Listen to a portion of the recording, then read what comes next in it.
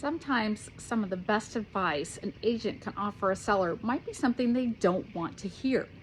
But I will tell you that some of the best advice I can offer any seller out there is to do your best to disassociate yourself with your home. I know that sounds odd, but here's the wrap.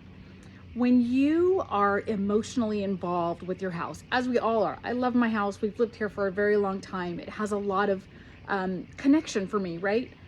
But you really need to work at disassociating yourself with the house that you're going to sell. If you're going to sell a house, you need to sort of make a mental shift that it's a product. It's not your home anymore. And I know that when you're able to disassociate yourself emotionally from the house a little bit and look at it more like a product, you are more able to look at offers you might receive from buyers objectively. For example, if you get a lowball offer, a lot of times sellers can be offended, personally offended, right?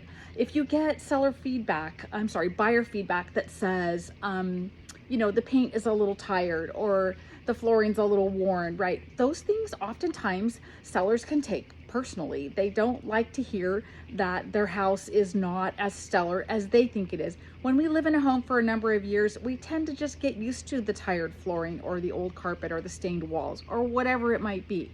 So here's 3 ways that you can disassociate with your home as you're getting ready to put it on the market.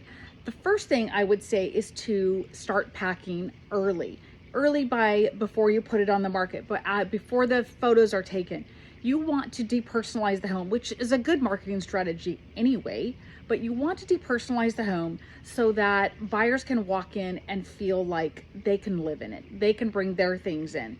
So that's super important, along with decluttering. But on the seller's frame of mind, what this does is it helps it not feel quite as much like your home anymore and a home that's just on the market, right? It also just puts that mental process going that you're going to be. The second item is to focus on the future. Look towards wherever it is you're going to be moving, and just don't get caught up in the stress. It's going to end of selling your home, and you're going to move on and you're going to move into where it is that you want to be. The last thing is let your agent handle the showings. Sometimes sellers feel the need to lead buyers around and show them all the wonderful things about their home. On a buyer's side, it's honestly a little annoying.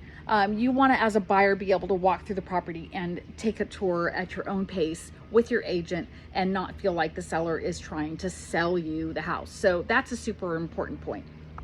If you're curious about some other tips for selling, feel free to reach out. I'd love to hear from you. Have a great rest of your day.